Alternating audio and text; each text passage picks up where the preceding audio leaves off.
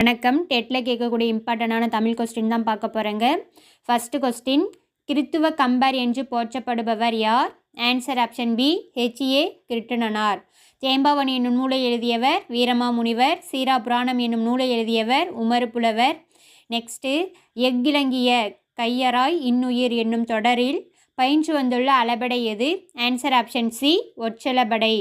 உயிரளபடை 3 வகைப்படும்: செய்யுளிசை அளபடை, சொல்லிசை அளபடை, இன்னிசை அளபடை. நெக்ஸ்ட்டு, தவறான இணையை கண்டறிக. ஆன்சர் ஆப்ஷன் பி, அண்ணன் தம்பி என்னும்மை. அண்ணன் தம்பிங்கிறது உம்மை தொகை வந்திருக்கணும்.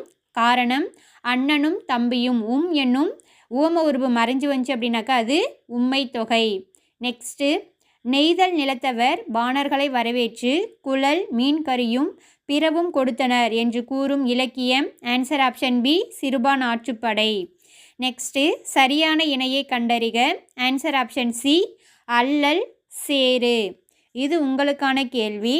வாணிதாசனின் இயற்பெயர் என்ன?